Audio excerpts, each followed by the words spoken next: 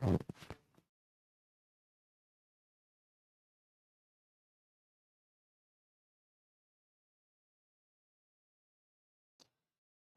good evening, everyone.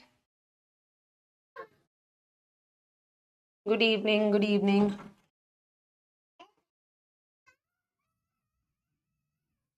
Hello. Yes. Morning तो नहीं है अंकित, इतना लेट जागा ऐसा मत बोलना मुझे प्लीज। गुड इवनिंग बेटा। हाँ जी। पक्का। विश्वास क्या नाम है? मिलेंगे, done done done. Next year.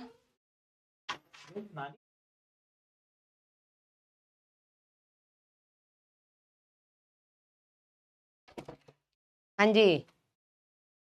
Ma'am 100 क्या है? हम भी अभी देख ही रहे हैं।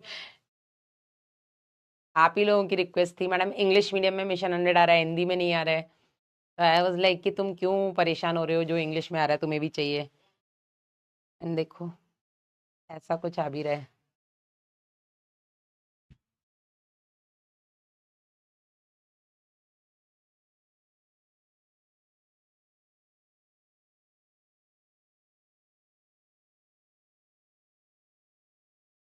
हाँ जी। गुड इवनिंग बेटा। कब आएगा? जल्दी आ रहा है बेटा, मेरे हिसाब से जनवरी में स्टार्ट होना चाहिए। मुझे भी पता नहीं है। डांस मस्त था, हाँ अरुण। हाँ। यार बच्चों से मिलने की खुशी, ये हम अपना सेलिब्रेशन डांस बना लेंगे। जब मिलेंगे तब इसी गाने पे मिलेंगे, ऐसा। हाँ। एक काम करो, सबके नाम ले लो, नहीं ले पाऊंगी, इतनी जल्दी जल्दी चल रहे हैं। इवेंट बहुत अच्छा रहा अंशिका, बहुत अच्छा रहा, बहुत सारे बच्चे आए थे। और मेरे इंग्लिश के भी कुछ बच्चे आए थे, हिंदी के तो थे ही। और अच्छा रहा यार, मतलब हम तो सिर्फ वहाँ बच्चों से मिलने जाते हैं, और बच्चों से मिल करके बहुत लेट हो रहा था, तो मुझे बोला कि मैडम रुक जाओ, अभी बच्चे स्टेज पे जाएंगे। मैंने कहा नहीं, मैं बच्चों से मिलने आई थी, मेरा हो गया, बिकॉज मुझे भी बहुत दूर जाना है, और अगर मैं रुक गई तो रात के 12 बज जाएंगे, बिकॉज एक दिन पहले ही मैं रात को 11 बजे घर आई थी। और अभी आपको पता है कितना स्मॉग हो रहा है, स्मोक प्लस फॉग हाईवेज पर, बहुत एक्सीडेंट्स हो रहे हैं, तो थोड़ी जल्दी थी मुझे। पढ़ाई कैसी चल रही है? स्कोर कैसा आ रहा है तुम लोगों का, ये बताओ, ऐसी हवा में नहीं फोड़ देंगे। ये बताओ पहले कि स्कोर कैसा आ रहा है। मिशन 100 क्या है मुझे खुद नहीं पता है, मैं अभी नहीं पता है, धीरज सही बता रही हूँ, मुझे नहीं पता है। मुझसे भी ये लोग बोल रहे हैं कि मैडम कुछ वीडियोस के आइडियाज हो, मुझे खुद को नहीं पता है भाई है क्या मिशन 100, मैं कैसे कुछ करूँ। हाँ। बोला उसको तो ले ही लेते। इंग्लिश बैच में भी पढ़ाते हो? हाँ पढ़ाती हूँ यार। क्या तुम लोगों को डाउट है क्या, मतलब? हाँ जी। नहीं, इंग्लिश में ही पढ़ाती हूँ मैं। अभी इस साल लेकिन 6.2 है मेरे पास। 680 स्कोर आ रहा है कविता, हाँ। 650। अरुण, अरुण अरविंद है, if I am not wrong. हाँ जी। मुझे भी तुम्हें मिलना है मुझसे या नहीं मुझे नहीं पता, लेकिन मुझे तुम लोगों से मिलना है यार, बस। 580 जा रहा है, 500 प्लस। और मेहनत करो। जब तुम्हारे यहाँ पे 650 प्लस आएगा बेटा, तब जाकर के तुम्हारा नीट में 625 के आसपास बैठेगा। समझ रहे हो कि नहीं? तो यहाँ तो कोशिश करो 680 700 खींचने की, तब जाकर के नीट में 625 650 बैठेगा।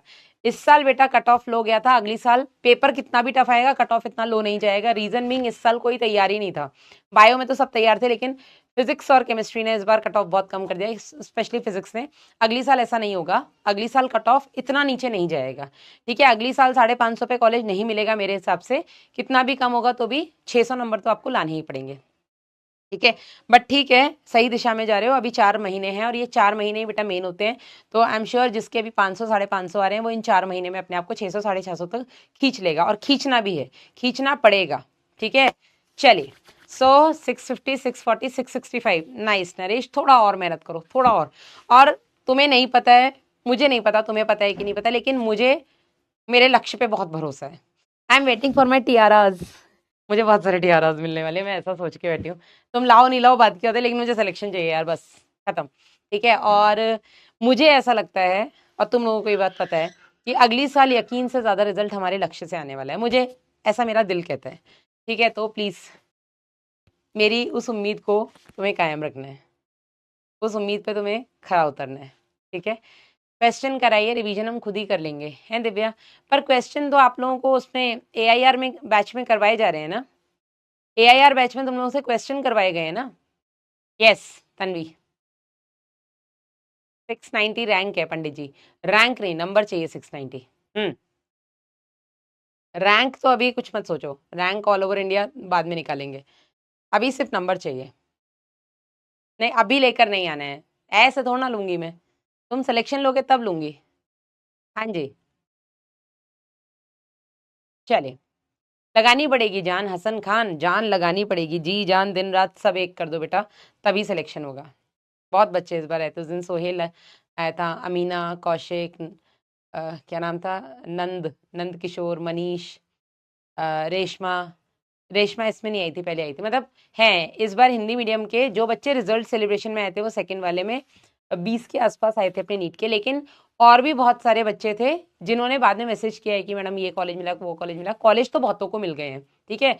फिजिकल हैंडीकैप्ड कैटेगरी में हिंदी से 5 बच्चों को कॉलेज मिला है, फिजिकल हैंडीकैप्ड कैटेगरी में हिंदी यकीन से 5 बच्चों को कॉलेज मिला है लास्ट ईयर, ठीक है। और उसमें एक को एम्स भी मिला है शायद, मैसूर वैसूर साइड का कोई, ठीक है। तो ऐसा नहीं है, तुम लोगों को भी मिलेगा, लगे रहना। वैसे ही दे दें तो आप नहीं लोगी सरफराज, लेने को देखो ऐसा है कि तुम सिलेक्शन नहीं लोगे ना तो मेरे लिए वो ताज किसी काम का नहीं है। किस बात की रानी जब मैं तुम्हारा सिलेक्शन नहीं करा पाई, वो वाली बात है। मेरे को वो लेने में ना खुशी नहीं होगी, आप लोगों का प्यार है यार, मैं प्यारा कोई बहुत बड़ी चीज नहीं है, ले सकते हैं, लेकिन मुझे फिर खुशी नहीं होगी। मैं तो खुशी मेरे को तभी होगी जब मैं तुम्हारे सिलेक्शन के साथ वो टियारा पहनूंगी, ठीक है। चलिए, तो बॉडी फ्लूइड्स एंड सर्कुलेशन हमारा चैप्टर चल रहा है आज, इसका हम वन शॉट करने वाले हैं। मुझे लगता है कि पूरा पूरा चैप्टर पढ़ाने से अच्छा है कि आप लोगों का कोई पर्टिकुलर टॉपिक में डाउट है तो मैं वो क्लियर कर दूं। यस, कोई ऐसा पर्टिकुलर टॉपिक इसमें जो आप चाहते हैं रिवाइज कराना है, या चाहते हैं कि मैं कंप्लीट रिवीजन करा दूं, बस इतना बता दो, टॉपिक या कंप्लीट, इतना बता दो। सिलेक्शन आप करवाओगे इसमें, मैं तो करा दूंगी भाई, मैं तो कर ही रही हूँ यार सबको, मैं तो, तुम्हें पता है तुम लोगों से तो मेरा कुछ ज्यादा ही अटैचमेंट है, इसके पीछे मैं बदनाम हो चुकी हूँ। यकीन वाले बच्चे ऐसे मुझे घास नहीं डालते, अरे मैडम जाओ आप तो लक्ष्य में हो। और इस साल वाले जो अर्जुना वाले हैं वो भी यही कहते रहते, मैडम आप ऐसे क्यों बोलती हो, कंप्लीट ना, ठीक है कंप्लीट करा दूंगी। तो लोग जलते हैं मेरे और तुम्हारे प्यार से। ये दुनिया जलती है।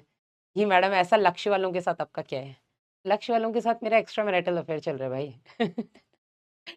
2 साल हो गए हैं तुम्हारे साथ इस रिलेशनशिप को, तो है यार तुम लोगों से है, और मुझे चाहिए रिजल्ट प्लीज। चलो कंप्लीट करवा देते हैं। नोट्स आप ही लोगों के लेकर के आई हूँ मैं, अर्जुना 2025 बैच वाले। तो शुरू करते हैं, नोट्स आई एम श्योर आपके सामने भी ओपन होंगे। तो सबसे पहले हमने देखा था बॉडी फ्लूइड्स हैं क्या, 2 तरल संयोजी ऊतक, आपका रक्त और लसिका, ब्लड और लिम्फ, ठीक है। फिर हमने देखा था कि इसमें जो आपका ब्लड होता है ये एक्चुअल कनेक्टिव टिश्यू नहीं है, क्योंकि कनेक्टिव टिश्यू क्या होता है बेटा, जिसके अंदर मैट्रिक्स हो, जिसके अंदर सेल्स हो और जिसके अंदर फाइबर्स हो। अच्छा देवराज, अच्छा, तो जो ब्लड होता है बेटा ये ऐसा कनेक्टिव टिश्यू है जिसके अंदर अपने तरफ से, मतलब जो कि अपने फाइबर्स को खुद से सीक्रेट नहीं करता है, क्योंकि बेटा मार ही डालोगी मैम आप तो, नहीं हर्ष मारूंगी नहीं बेटा, बस मुझे सिलेक्शन चाहिए, तुमसे तो चाहिए यार, मतलब तो क्योंकि ये अपने फाइबर्स खुद सीक्रेट नहीं करते हैं तो ये वास्तविक संयोजी ऊतक तो नहीं है, ठीक है। रक्त की अगर हम बात करें तो लाल रंग का तरल संयोजी ऊतक है, एक नॉर्मल हेल्दी एडल्ट में लगभग 5 लीटर रक्त होता है। रक्त का, सामान्य रक्त का जो पीएच होता है वो हल्का सा अल्कलाइन होता है, हल्का सा क्षारीय होता है, 7.4 इसका पीएच होता है। रक्त के अंदर बेटा आपका प्लाज्मा, ये चीजें आप चाहो तो यहीं पे ये लिखा तो है मैंने, 5 लीटर होता है, पीएच 7.4 होता है, ठीक है, लिखा हुआ है, ठीक है, 5 लीटर और पीएच इसका 7.4 होता है, ठीक है। लाल रंग का होता है, क्यों होता है लाल रंग का, क्योंकि इसमें हीमोग्लोबिन नाम का आयरन कंटेनिंग पिगमेंट पाया जाता है, ठीक है। फिर बेटा हमने देखा था रक्त के अंदर क्या होता है, एक आपका होता है प्लाज्मा जो कि 55% भाग बनाता है रक्त का, 45% भाग इसका संगठित पदार्थ द्वारा बनाया जाता है। जो प्लाज्मा होता है स्ट्रॉ कलर्ड, हल्के पीले रंग का एक तरल होता है जिसमें 90 से 92% केवल पानी होता है, ठीक है। इसमें आपका 1% में आयंस और गैसेस आ जाते हैं, बाकी 7 से 9% में बेटा इसमें कार्बनिक पदार्थ आ जाते हैं। कार्बनिक पदार्थ है बेटा 6 से 8% तो केवल इसमें प्लाज्मा प्रोटीन्स ही होते हैं। प्लाज्मा प्रोटीन से आपके नीट में क्वेश्चन आया है और कई बार आया है, एक बार नहीं कई बार आया है, ठीक है। प्लाज्मा प्रोटीन से कई बार क्वेश्चन आया है, 6 से 8% होता है। और इस प्लाज्मा प्रोटीन्स के अलावा बेटा इसमें जो अवशोषित भोज्य पदार्थ होते हैं जैसे कि ग्लूकोज हो गया, अमीनो एसिड्स हो गए, फैटी एसिड्स हो गए, ग्लिसरॉल हो गया, इसमें प्रतिरक्षी हो गए, इसमें नाइट्रोजन अपशिष्ट हो गए, इसमें आपके स्कंदक कारक हो गए जो कि निष्क्रिय अवस्था में होते हैं। ये सारे के सारे बेटा इसमें ट्रांजिट में यानी कि संक्रमण अवस्था में, संक्रमण अवस्था यानी कि कम ज्यादा होते रहते हैं, ठीक है। अकार्बनिक आयंस हो गए इसमें। प्लाज्मा प्रोटीन्स बेटा 3 इंपॉर्टेंट है, नीट में यहाँ से क्वेश्चन आ चुका है, मैंने देखो मार्क किया हुआ है। सबसे पहला आपका एल्बुमिन, दूसरा ग्लोबुलिन, तीसरा फाइब्रिनोजन। सर्दी तो पड़ रही है हिम्मत, लेकिन हिम्मत नहीं हारनी है, ठीक है ना। तो एल्बुमिन जो होता है बेटा इसका काम होता है ब्लड ऑस्मोटिक बैलेंस बनाए रखना, ठीक है, या ब्लड का ऑस्मोटिक बैलेंस, ठीक है, आपके रक्त का परासरण नियमन करना।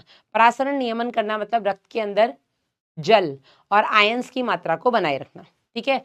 दूसरा बेटा जो प्लाज्मा प्रोटीन होता है वो होता है आपका ग्लोबुलिन। ग्लोबुलिन बेटा आपको हेल्प करता है डिफेंस में, ठीक है, ये आपको इम्यूनिटी प्रोवाइड करता है, प्रतिरक्षा प्रोवाइड करता है, बीमारियों से लड़ने में मदद करता है। तीसरा प्लाज्मा प्रोटीन हो गया आपका फाइब्रिनोजन और प्रोथ्रोम्बिन। ये दोनों बेटा आपके स्कंदक कारक हैं जो कि जनरली निष्क्रिय अवस्था में होते हैं, लेकिन सक्रिय होकर के जब कभी भी चोट लगती है, रक्त बहता है, तो ये रक्त का स्कंदन कराते हैं। इसके बाद बेटा ये हमने देखी ली हार्मोन्स वगैरह भी इसमें होते हैं। अगर हम प्लाज्मा में से स्कंदक कारकों को हटा दें तो वो सीरम बचता है, और ये सीरम बेटा आपके नीट में आ चुका क्वेश्चन है। बात करें संगठित पदार्थ की, तो संगठित पदार्थ में आ जाते हैं आपके आरबीसीज, डब्ल्यूबीसीज, प्लेटलेट्स।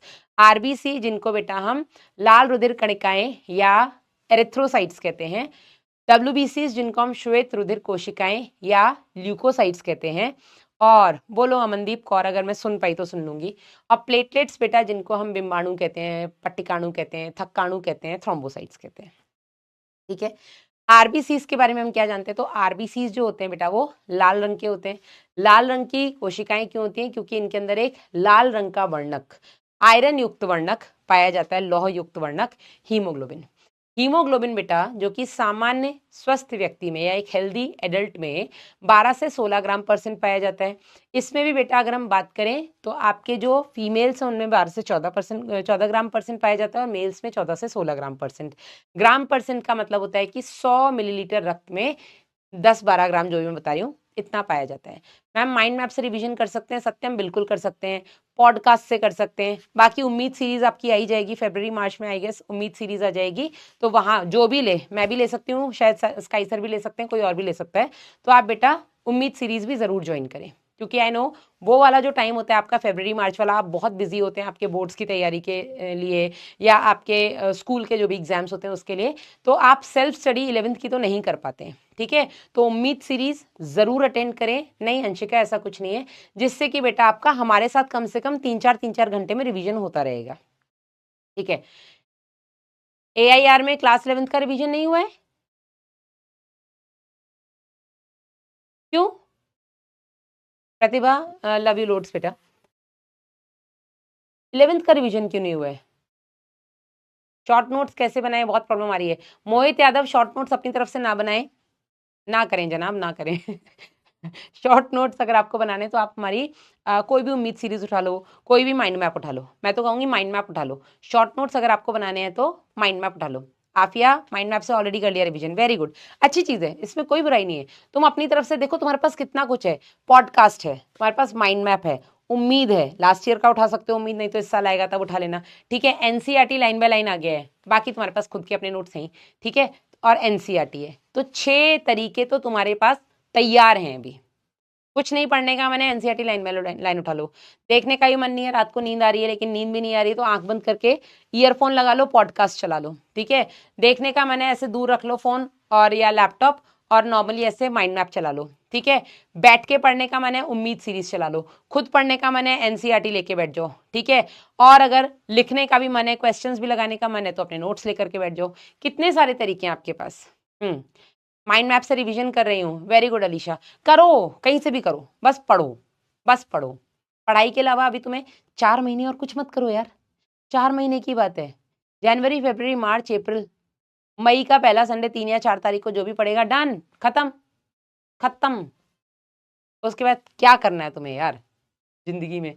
यही पीडब्ल्यू वाले साल में 2-3 बार सेलिब्रेट करेंगे। तुम्हें फ्लाइट या ट्रेन जो भी टिकट होगी तुम्हारे यहाँ की, सोचो मैं तो तुम्हें हसीन सपने दिखा रही हूँ, और ये मुंगेरी लाल के नहीं है, ये पीडब्ल्यू के हसीन सपने हैं। ठीक है, सिलेक्शन ले लो, जितनी बार रिजल्ट सेलिब्रेशन होगा उतनी बार तुम्हारे घर तक टिकट जाएगी तुम्हारी, और हो सकता है अगर आप अकेले नहीं आ पाएंगे तो आपके साथ आपके घर में मम्मी की या जो भी पापा आएंगे आपके साथ उनकी, ठीक है, टिकट जाएगी। अगर वहाँ पे एयरपोर्ट है, तुम बोलना हम फ्लाइट से आएंगे, फ्लाइट की टिकट होगी। तुम्हारे यहाँ एयरपोर्ट नहीं है तो ट्रेन की तुम्हारी टिकट होगी, ठीक है, एसी की टिकट होगी। और बोलो क्या चाहिए? घूमने मिल रहा है अपने को पीडब्ल्यू की तरफ से, है हसीन सपने। हाँ, 3 बार नोट्स पढ़ लिए हैं जगपाल, 5 बार एनसीईआरटी पढ़ो, एमबीबीएस की जिंदगी जिएंगे। 2-4 महीने रैगिंग में निकाल देंगे, फिर मजे करेंगे। पढ़ाई तो चलती रहती है। अभी मैं इन लोगों से मिली, एक वो था अरसलन, वो सिर्फ पढ़ाई पढ़ाई पढ़ाई पढ़ाई पढ़ाई, तो मुझे भी अपने पुराने दिन याद आ गए उससे बात करते करते। फिर वो नंद किशोर बिल्कुल शांत बैठा था, खा रहा है पी रहा है बैठा हुआ है, मैं उसे बोल रही हूँ तो थोड़ा बहुत बोल रहा है, अदरवाइज बोल ही नहीं रहा। फिर आ गया मनीष, जैसे ही मनीष आया तो उसने कहा मैडम पढ़ाई वढ़ाई छोड़ो बाकी और बातें करो। उसके बाद नंद किशोर का जो मुंह खुला है, फिर अरसलन को बेचारे को बोलने का मौका नहीं मिला, एनाटमी एनाटमी, फिर तो नंद किशोर और मनीष ही बोले हैं। फिर मैंने उनके साथ अपने कॉलेज के दूसरे टाइप के दिन याद किए, अरसलन के साथ पढ़ाई के दिन याद आ रहे थे, नंद किशोर और मनीष के साथ मस्ती वाले दिन याद आ गए। तो फिर वो अमीना आई, अमीना शांत थी, शांत इन द सेंस शांति थी, वो बेचारी थी। एकदम, अरे मैडम मेरे कॉलेज में रैगिंग भी नहीं होती, नहीं मैडम पढ़ाई अच्छी चल रही, उसने ज़्यादा बात ही नहीं की। सोहेल खान आया, उसने बहुत अपने किस्से विस्से बताए, उसने भी अच्छे से बताया। सोहेल के साथ एक और आया था, मैं उसका नाम भूल गई, इन लोगों ने बताया। सती, वो कौशिक जो था जिसने बाद में स्टेज बोला, उससे मेरा मिलना नहीं हो पाया, पता नहीं वो कहाँ था, लेकिन हाँ बाद में मुझे पता लगा उसके थ्रू। तो अब तो सिलेक्शन लेना पड़ेगा, हाँ सिमरन बिल्कुल लेना पड़ेगा। इससे पहले जब हमारा रिजल्ट सेलिब्रेशन हुआ था, जून में हुआ था, मई में हुआ था, जब भी हुआ था, उसमें काफ़ी बच्चे आए थे, लेकिन तब इनका कॉलेज काउंसलिंग वगैरह शुरू नहीं हुआ था, उससे पहले वो लोग आए थे, तो उनसे वो वाले किस्से नहीं हो पाए थे, उनसे सिर्फ वो फैन फॉलोइंग वाली बातें ही होती रही। मैडम रेशमा बहुत प्यारी बच्ची है यार, बहुत ही प्यारी बच्ची है, और भी आए थे उस टाइम पे बहुत, तो मज़ा आता है यार, मुझे तो बहुत मज़ा आता है मेरे बच्चों से। मैम मैं तो क्वेश्चन प्रैक्टिस करते समय नोट्स ओपन करता हूँ। क्यों, क्वेश्चन नहीं बनते हैं क्या देवराज? अगर क्वेश्चन नहीं बन रहे बेटा तो पढ़ाई बेकार है, सही बता रही हूँ। जब तक क्वेश्चन नहीं बन रहे हैं तब तक पढ़ाई बेकार। क्लास 11th का रिवीजन एआईआर में नहीं हुआ है मैम, दिव्या मैं बात करती हूँ, क्यों नहीं हुआ है? हाँ, और मैम ये क्लास कहाँ अपलोड होगा ये तो नहीं पता मुझे, तुम्हें पता होगा। कैसी फीलिंग थी हसन? यार मैं एक ऐसे घर से आती हूँ ना जहाँ पर मेरे पापा ऑब्वियसली हमारे पीठ पीछे तो तारीफ करते ही होंगे, मेरे मुंह पे मेरे पापा आज भी मेरी तारीफ नहीं करते। वो दो तीन उल्टी सीधी बातें जरूर बोल जाएंगे। मैं आज भी मेरे पापा आते तो ना मैं नेल पेंट लगाती हूँ ना मैं नेल्स बढ़ाती हूँ। अगर मेरे नेल्स बढ़े हैं और आज ट्यूसडे भी है और अगर मुझे पता लग जाए सुबह पापा आ रहे तो मैं ट्यूसडे को ही नेल्स काट दूंगी। मतलब मैं उस बैकग्राउंड से आती हूँ और मैं पापा से डरती भी बहुत हूँ। डरती इन द सेंस कि ठीक है, मतलब मुझे लगता है कि वो नहीं बदलना चाहते हैं अपने आप को समय के अनुसार। नो डाउट बहुत बदले, लेकिन कुछ चीज़ें उन्हें नहीं पसंद है तो नहीं पसंद है। तो मुझे लगता है कि मैं क्यों ही उनसे बहस करूं, ठीक है मैं उनके हिसाब से 2 दिन रह लूंगी तो क्या दिक्कत है। तो बस अ, तो जब नाम के आगे डॉक्टर लगा था अच्छा तो लगा था, लेकिन पापा ने सिंपल कॉन्ग्रेचुलेट किया था तो वो थोड़ी फीकी पड़ गई थी। लेकिन मेरे दादाजी जो मेरे बाबा जी थे वो वो बहुत खुश होते थे, और जब वो खुश होते थे तो वो प्राउड वाली फीलिंग अपने आप आ जाती थी। तो हाँ, मेरी छोटी बहन का भी एमडी हो गया, उसका रिजल्ट आया था अभी, कब आया था, 4 या 10, 4 या 10 दिसंबर को उसका रिजल्ट आया एमडी का। तो पापा ने उसको भी सिर्फ कॉन्ग्रेचुलेट ही किया। मैं बहुत खुश थी कि शानू हो गया फाइनली, ये वो है ना। मेरा हुआ था तो दीदी बहुत खुश थी, छोटी वाली बहुत खुश थी, मेरे सारे सर्कल में जो लोग थे वो लोग बहुत खुश थे। उन्होंने जगह जगह स्टेटस लगाया था, फेसबुक पे, इंस्टा पे, और इंस्टा तब नहीं था, इंस्टा तब नहीं था, नहीं था, हाँ टिकटॉक विकटॉक हुआ करता तो वो मैंने कभी यूज़ नहीं किया। व्हाट्सएप पे सबने स्टेटस लगाया तो अच्छा लगा। लेकिन घर में मैं आज भी वही हूँ जो सिर्फ काम बिगाड़ती हूँ, डेली मैं कांड करती हूँ, वो वाली चीज़। तो घर में मैं आज भी वही हूँ। सबके साथ ही ऐसा होता है क्या? हाँ, हमारे घर में हम घर की मुर्गी दाल बराबर है। मेरी छोटी सिस्टर ने एनेस्थीसिया में पीजी किया है, तो उसके सीनियर्स ने उससे ये कहा था जब वो लोग फर्स्ट ईयर में गए थे कि आप कितने भी बड़े डॉक्टर क्यों ना हो, जब तक आपको सुई लगानी नहीं आती है आपके घर वाले आपको डॉक्टर नहीं मानेंगे, विच इज़ ट्रू। मेरे घर में भी ऐसे ही था। अब मैं तो डेंटिस्ट हूँ ना, मुंह में सुई लगाती थी। अब मैं आईवी और आईएम नहीं लगाती थी, मैं डेंटिस्ट हूँ, मैं क्यों लगाऊंगी? तो मेरे घर वालों ने कहीं मुझे डॉक्टर नहीं माना। फिर मैंने आईएम लगाना शुरू कर दिया। मम्मी को सर दर्द होता है, लाओ लगा दूं। ये आईवी मैं नहीं लगाती हूँ अभी भी। इंट्रा ओरल तो कहीं भी लगवा लो, आईवी नहीं लगाती हूँ मैं, आईएम लगा देती हूँ। तो अब थोड़ी, फिर शानू तो एनेस्थीसिया से उसने कर लिया है, तो एनेस्थेटिस्ट तो काम ही उसका बेहोश करना है। तब वो कहीं भी सुई कहती है, हाँ अब मेरे पापा मानते हैं कि मैं डॉक्टर हूँ। क्योंकि मैं कहीं भी सुई लगा सकती हूँ, वो मैं बेहोश कर सकती हूँ। चलो क्वेश्चन बनते हैं पर डाउट्स आते हैं, कोई बात नहीं, डाउट्स खत्म जब आप करते हैं प्रैक्टिस तब तक डाउट्स नहीं रहने चाहिए, अदरवाइज कोई दिक्कत नहीं है। तो हम थे आरबीसीज पे। तो आरबीसीज बेटा छोटी छोटी चीजें जान लेते हैं। सबसे पहले बेटा आरबीसीज का जो जीवन काल होता है वो 50 से 55 लाख प्रति mm³ ऑफ ब्लड होता है। आप उसको 5 से 5.5 मिलियन भी बोल सकते हैं, ठीक है। आरबीसीज का जो जीवन काल होता है 120 दिन का होता है। आरबीसीज बनते कहाँ है बेटा? आरबीसीज आपके हमारे अंदर एडल्ट्स के अंदर बेटा रेड बोन मैरो यानी कि लाल अस्थि मज्जा में बनते हैं।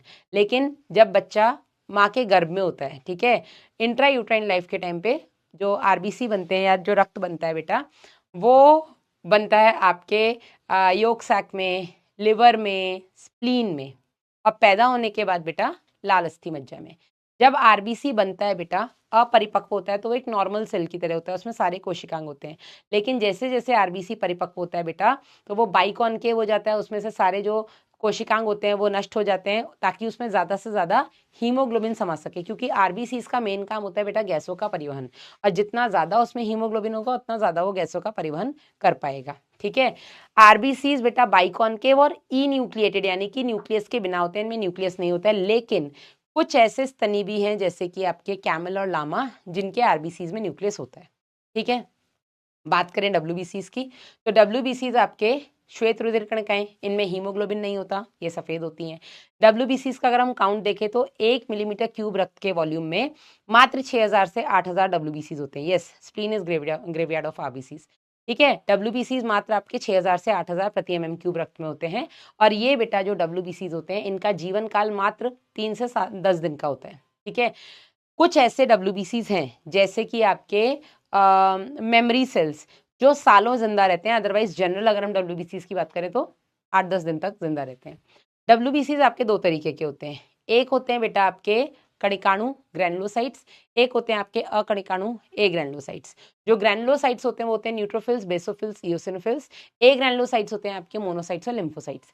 ग्रैनुलोसाइट्स में न्यूट्रोफिल्स 60 से 65% होते हैं, बेसोफिल्स मात्र आधा से 1% होते हैं, इओसिनोफिल्स आपके 2 से 3% होते हैं, मोनोसाइट्स अकणिकाणु आपके 6 से 8% होते हैं, और लिम्फोसाइट्स आपके 20 से 25% होते हैं। इनमें भी बेटा जो आपके न्यूट्रोफिल्स होते हैं इनका जो केंद्रक होता है, इनमें आपको न्यूक्लियस देखना पड़ेगा, इनका जो न्यूक्लियस होता है वो मल्टी लोब्ड होता है, उसमें कई सारी गांठें होती हैं। इओसिनोफिल्स का ई से इओसिनोफिल, ई से ईयरबड, तो इओसिनोफिल का जो न्यूक्लियस होता है बेटा वो आपके ईयरबड की तरह होता है जिसमें 2 लोब्स होते हैं। बेसोफिल्स का न्यूक्लियस आपका होता है उसमें ट्राइलोब्ड, 3 लोब्स होते हैं, एस आकार का होता है। मोनोसाइट्स का न्यूक्लियस बेटा घोड़े की नाल के आकार का होता है, हॉर्सशू शेप्ड होता है, और आपके लिम्फोसाइट्स का न्यूक्लियस गोल होता है। काम इनके देख लेते हैं, तो न्यूट्रोफिल्स और मोनोसाइट्स बेटा भक्षकाणु कोशिकाएं होती हैं, भक्षण करती हैं। आपके लिम्फोसाइट्स बी और टी सेल्स होते हैं। लिम्फोसाइट्स का काम होता है बेटा इम्यूनिटी, ये नहीं होता है, इम्यूनिटी प्रोवाइड करते हैं, ठीक है, प्रतिरक्षी निर्माण करते हैं और प्रतिरक्षा बनाते हैं, प्रतिरक्षा तंत्र के लिए जिम्मेदार होते हैं। और अब तो हम human health and disease detail में पढ़ भी चुके हैं। इसके अलावा बेटा जो आपका बेसोफिल्स होते हैं, बेसोफिल से 3 केमिकल्स रिलीज होते हैं आपके, हिस्टामिन, सेरोटोनिन, हेपारिन। और बेसोफिल से निकलने वाले ये केमिकल्स बेटा आपके इन्फ्लेमेटरी रिएक्शंस के लिए रिस्पॉन्सिबल हैं। वहीं आपके इओसिनोफिल से निकलने वाले केमिकल्स आपके एलर्जिक रिएक्शंस के लिए जिम्मेदार हैं, ठीक है। इसके बाद बेटा हम बात कर लेते हैं आपके प्लेटलेट्स की। तो जो प्लेटलेट्स होते हैं बेटा आपके, प्लेटलेट्स की संख्या अगर हम देखें तो प्रति mm³ रक्त में केवल और केवल प्लेटलेट्स जो होते हैं आपके वो कितने होते हैं? 1.5 लाख से 3.5 लाख प्रति mm³ होते हैं, ठीक है। प्लेटलेट्स का जीवन काल बेटा 7 दिन तक का होता है। प्लेटलेट्स का मेन काम होता है बेटा रक्त स्कंदन। प्लेटलेट से कुछ ऐसे फैक्टर्स रिलीज होते हैं जो कि ब्लड की क्लॉटिंग करवाते हैं। अगर प्लेटलेट्स की शरीर में कमी आ जाए बेटा तो क्लॉटिंग डिसऑर्डर्स होते हैं, बहुत ज़्यादा ब्लड लॉस हो जाता है चोट लगने पर। प्लेटलेट्स जो होते हैं ये आपके वास्तविक कोशिकाएं नहीं होती हैं, आपकी अस्थि मज्जा में प्रेजेंट जो मेगा कैरियोसाइट्स होते हैं उनके टुकड़े होते हैं। ठीक है, ये हो गया आपका प्लेटलेट्स। इसके बाद हम बात करते हैं रक्त समूह की। तो रक्त समूह बेटा कई सारे तरीके के होते हैं। अच्छा आदिति, तो वास्तव में मिलो, ऐसी पढ़ाई करो। Thank you Devraj. बोर्ड्स के लिए बेटा मैं मोहित नहीं बता पाऊंगी ज़्यादा, क्योंकि सच बताऊं मुझे स्टेट बोर्ड्स का कोई आइडिया नहीं है। अब तो मुझे सीबीएसई का भी कोई आइडिया नहीं, सही बता रही हूँ। चलिए, तो 13 से एग्जाम है, बोर्ड्स के लिए क्वेश्चन लेके आइए। अमनदीप सब कुछ पढ़ लो यार, सब बोर्ड्स में जो मैंने पढ़ाया आएगा उसी में से, उससे बाहर तो कुछ भी नहीं आएगा। स्कूल के भी आप प्री बोर्ड्स वगैरह दे चुके होंगे, कोई ऐसा क्वेश्चन तो नहीं आया ना जो मैंने अब तक नहीं पढ़ाया है। आइडिया तो आपको मिल ही जाता होगा ना कि क्या मैंने पढ़ाया है। बोर्ड्स के लिए इंपॉर्टेंट क्वेश्चन अगर बताना चाहूँ, इसको अगर मैं यहीं 1 मिनट के लिए रोकती हूँ ब्लड ग्रुप पे, तो ह्यूमन रिप्रोडक्शन में आ जाइए। आपका स्ट्रक्चर ऑफ मेल और फीमेल रिप्रोडक्टिव सिस्टम इंपॉर्टेंट है। मेंस्ट्रुअल साइकिल बहुत इंपॉर्टेंट है। इसके अलावा आपका जो वो है निषेचन की प्रक्रिया इंपॉर्टेंट है आपका बोर्ड्स के हिसाब से।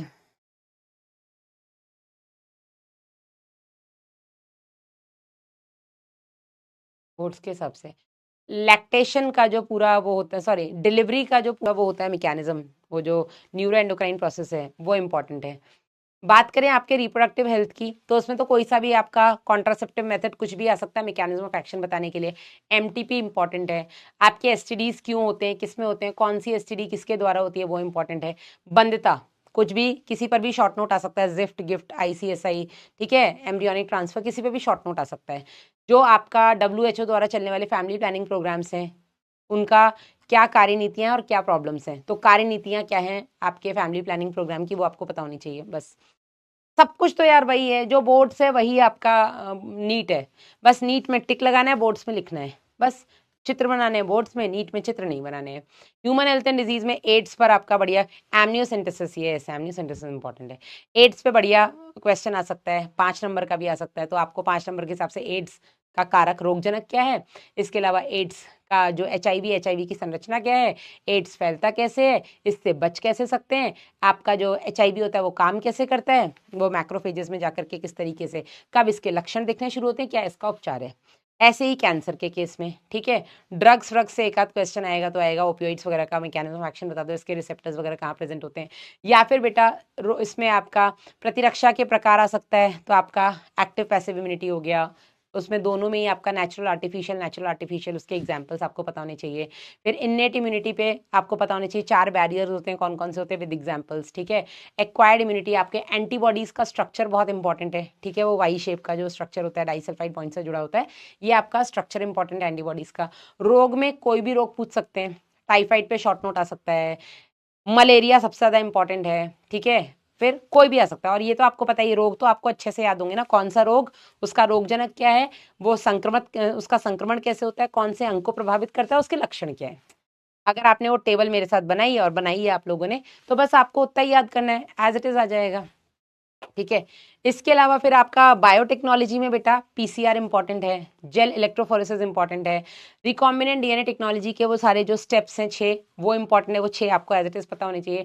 डाउनस्ट्रीम प्रोसेसिंग आपको पता होनी चाहिए, रेस्ट्रिक्शन एंड न्यूक्लियस के बारे में पता होना चाहिए। फिर आपका वो सिलेक्टेबल मार्कर्स क्या होते हैं, वर्ण योग्य चिन्हक के बारे में आपको पता होना चाहिए। कौन कौन से संवाहक होते हैं, जिसमें आपका PBR 322 बहुत इंपॉर्टेंट आ जाता है।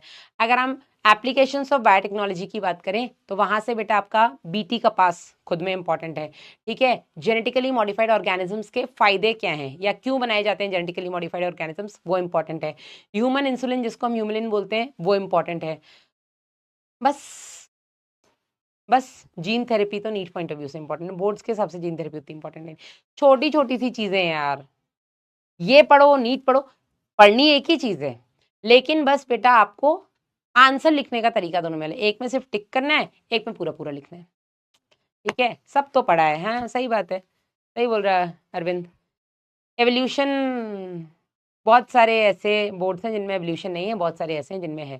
CBSE बोर्ड में एवोल्यूशन को हटा दिया गया है, ठीक है।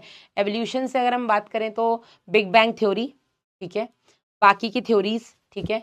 फिर मिलर्स का एक्सपेरिमेंट इंपॉर्टेंट है, ठीक है। Darwin theory of evolution important है, लेमार्क थ्योरी इंपॉर्टेंट है, नेचुरल सिलेक्शन का जो कंसेप्ट है, टाइप्स ऑफ नेचुरल सिलेक्शन याद है, वो आपका stabilising, directional, diversifying, types of natural selection important है विद एग्जांपल्स, ठीक है। ह्यूमन एवोल्यूशन इंपॉर्टेंट है, तो उसका वो जो मैंने आपको फ्लो चार्ट बनाया उसी को पूरा एक एक पॉइंट करके लिख दो कि पहले आपके वो ट्रायोपेथिकस, रामापेथिकस है ना, रामापेथिकस हमारे जैसे थे, ट्रायोपेथिकस मोर एप लाइक थे, रामापेथिकस से ऑस्ट्रेलोपेथिकस आए, ऑस्ट्रेलोपेथिकस से होमो हैबिलिस आए, होमो इरेक्टस आए, फिर आपके निएंडरथल अलग चले गए, क्रो-मैग्नन आए और हम आए। सबकी क्रेनियल कैपेसिटी कितनी थी वो लिख दो, कौन किसकी क्या आदतें थी वो लिख दो, this is it. Human evolution आपका खुद में इंपॉर्टेंट हो जाता है। अडेप्टिव रेडिएशन, यस, क्या है, कुछ भी तो नहीं है। विकास में क्या करें, विकास में विकास करो अपना तुम यूपी में है एवोल्यूशन, तुम्हें तो सब कुछ पढ़ाया गया है ना, कुछ छूटा तो नहीं है ना। कुछ क्वेश्चंस पता है जो बोर्ड में आ सकते हो। अदिति और क्या बता रही हूँ, क्वेश्चंस ही तो बता रही हूँ, इन्हीं टॉपिक्स आएंगे। मैम आपको तो पता है सब बोर्ड के बारे में। तैयबा नूर, मुझे टॉपिक पता है, मुझे लगता है यहीं से आएगा घूम फिर के, और तो कोई क्या ही दे देगा, क्या ही दे देगा। तुम्हें सब कुछ मैंने पढ़ाया और इतने फन वे में पढ़ाया है कि तुम्हें सब कुछ याद है। जूलॉजी में यार मैं गारंटी लेती हूँ, इसीलिए मुझे लगता है कि ले आना यार पंडित जी लिख रहे हैं मतलब पूरी जूलॉजी इंपॉर्टेंट है। वाह, चलिए अब बढ़ते हैं आपके ब्लड ग्रुप की तरफ। तो ब्लड ग्रुप्स में बेटा आपका एबीओ और आरएच ब्लड ग्रुप ऐसे हैं जो कि यूनिवर्सली यूज होते हैं, लेकिन इसके अलावा भी बहुत सारे टाइप्स के ब्लड ग्रुप्स होते हैं। एबीओ ब्लड ग्रुप की अगर हम बात करें तो किसी भी व्यक्ति का ब्लड ग्रुप कौन सा होगा बेटा, वो इस पर डिपेंड करता है कि आरबीसी की सतह पर कौन सा प्रतिजन पाया जाता है, ए है या बी है, ठीक है। और इसके आधार पर, अच्छा प्रतिजन क्या होते हैं, प्रतिजन ऐसे रसायन होते हैं जो आपके प्रतिरक्षा तंत्र को उंगली करते हैं आकर के, हम आ गए मारो, ठीक है। और उन प्रतिजन के विरुद्ध में बनने वाले जो बेटा प्रोटीन्स होते हैं जो आपके प्लाज्मा में प्रेजेंट रहते हैं, उसको बेटा हम प्रतिरक्षी कहते हैं। हाँ, विकास में तो कहानी लिख देंगे, सही बात है। अब किसी भी आरबीसी की सतह पर कौन सा प्रतिजन है, इसके हिसाब से बेटा आपका blood group A B, A B या ओ हो सकता है। ए है मतलब आरबीसी की सतह पर ब्लड ग्रुप ए, बी है मतलब आरबीसी की सतह पर एंटीजन बी। दोनों अगर एंटीजन प्रेजेंट है ए और बी तो आपका ब्लड ग्रुप हो जाएगा ए बी, और अगर कोई भी प्रतिजन नहीं है तो ब्लड ग्रुप हो जाएगा ओ। अब जो भी प्रतिजन आरबीसी की सतह पर है उसका ठीक विपरीत प्रतिरक्षी आपके प्लाज्मा में पाया जाता है। तो प्रतिजन आरबीसी की सतह पर पाया जाता है, ये इंपॉर्टेंट है, और प्रतिरक्षी बेटा आपके प्लाज्मा में पाया जाता है, ये इंपॉर्टेंट है, ठीक है। ब्लड ग्रुप ए है तो प्रतिरक्षी होगा anti B, blood group B है प्रतिरक्षी होगा anti A, blood group A B है तो प्रतिरक्षी कुछ नहीं होगा, और अगर कोई भी प्रतिजन नहीं है तो हाँ, तैयार है ना कौर साहब, फिर क्या टेंशन ले रहे हो। तो प्रतिरक्षी बेटा दोनों होंगे, एंटी ए और एंटी बी। इसके हिसाब से कौन किसको रख दे सकता है, कौन किससे रख ले सकता है, और यहीं से हमें पता लगा था कि ओ जो होता है बेटा वो सर्वदाता होता है, क्योंकि ओ के पास कोई भी प्रतिजन नहीं है तो कोई मारेगा तो किसे मारेगा, जब प्रतिजन ही नहीं है तो कोई इसको मार नहीं सकता। और ए बी बेटा सर्वग्राही है, ये सबसे रक्त ले लेता है क्योंकि इसके पास कोई प्रतिरक्षी नहीं है जो किसी को मारे, ठीक है। और हम बेटा आरएच फैक्टर पढ़ने के बाद ये जान गए थे कि जो ओ सर्वदाता ना, ओ निगेटिव एक्चुअल में सर्वदाता होता है और ए बी पॉजिटिव एक्चुअल में सर्वग्राही होता है, ठीक है। इसके बाद बेटा आरएच रक्त समूह की अगर हम बात करें तो आरएच रक्त समूह को हम आरएच इसलिए बोलते हैं क्योंकि रीसस मंकी में बेटा ऐसा फैक्टर देखने को मिला है, और जो आपका रीसस मंकी में देखना जाने वाला फैक्टर है आरएच, ऐसा देखने को मिलता है कि 80% ह्यूमन पॉपुलेशन के अंदर आरएच एंटीजन आरबीसी की सतह पर है।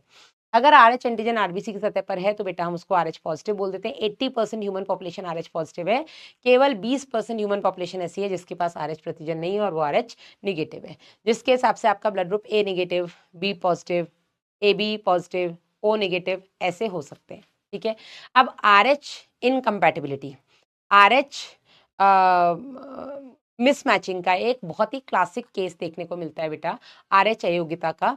अगर हस्बैंड वाइफ में वाइफ आरएच निगेटिव हो और हस्बैंड आरएच पॉजिटिव हो, इस केस में बेटा गर्भ धारण के समय पर काफी संभावना बन जाती है कि जो गर्भ में पलने वाला बच्चा होगा वो भी आरएच पॉजिटिव होगा, मदर RH निगेटिव है।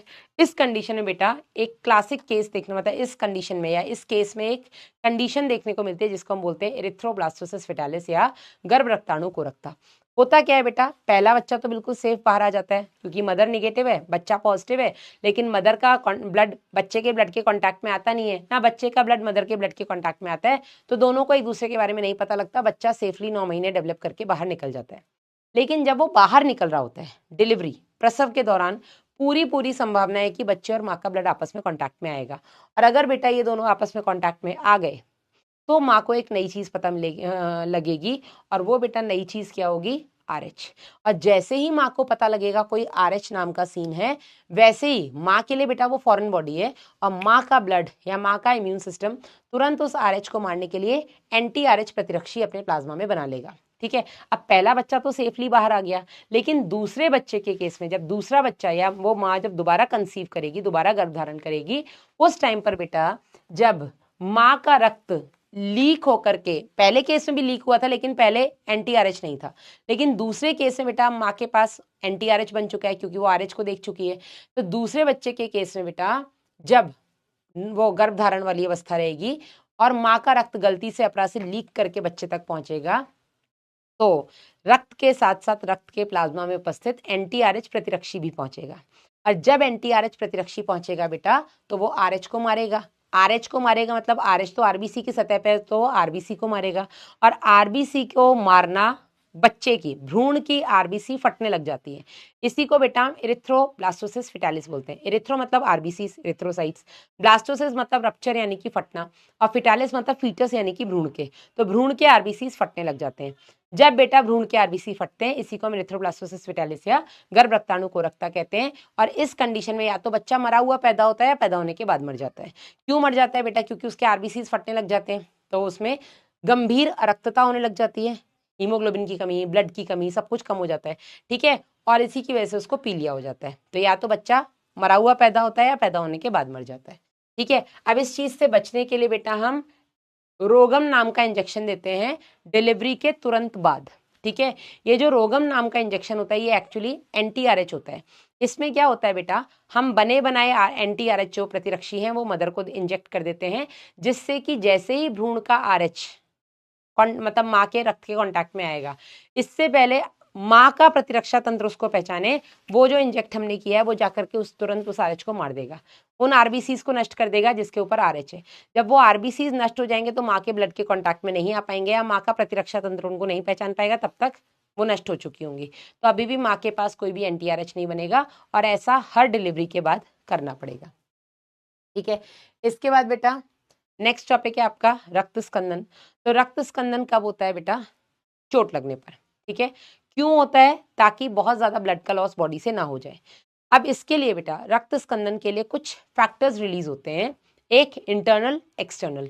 इंटरनल, जब चोट लगती है बेटा तो जिस टिश्यू में चोट लगती है उस टिश्यू से एक थ्रोम्बोप्लास्टिन नाम का केमिकल रिलीज होता है, प्लस आपके प्लेटलेट्स जो कि ब्लड के अंदर प्रेजेंट है, ये इंट्रिंसिक पाथवे है, तो आपके प्लेटलेट से भी कुछ फैक्टर्स रिलीज होते हैं।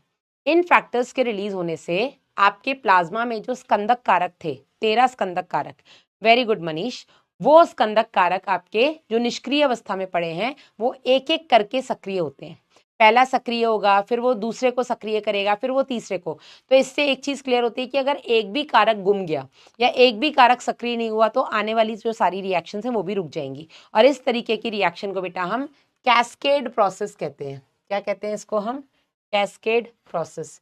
लिखा है मैंने, किए यहाँ लिखा है ना। इस तरीके की अभिक्रिया को बेटा हम कैस्केड अभिक्रिया कहते हैं, जिसमें एक के बाद एक के बाद एक के बाद ये रिएक्शन चलती है। यहाँ पर होता क्या है बेटा, जब एक के बाद एक कारक एक्टिवेट होते हैं तो एक थ्रोम्बोकाइनेज एंजाइम कॉम्प्लेक्स बनता है। ये थ्रोम्बोकाइनेज एंजाइम कॉम्प्लेक्स कैल्शियम की उपस्थिति में प्रोथ्रोम्बिन जो कि एक निष्क्रिय कारक है उसको सक्रिय करता है, थ्रोम्बिन बनाता है। ये थ्रोम्बिन फाइब्रिनोजेन जो कि निष्क्रिय कारक है उसको सक्रिय करके फाइब्रिन बनाता है।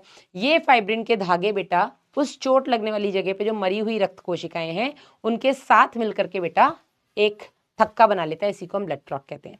अब यहाँ से बेटा आपके नीट 2016 का क्वेश्चन है कि विटामिन के की अगर कमी होगी तो क्या होगा।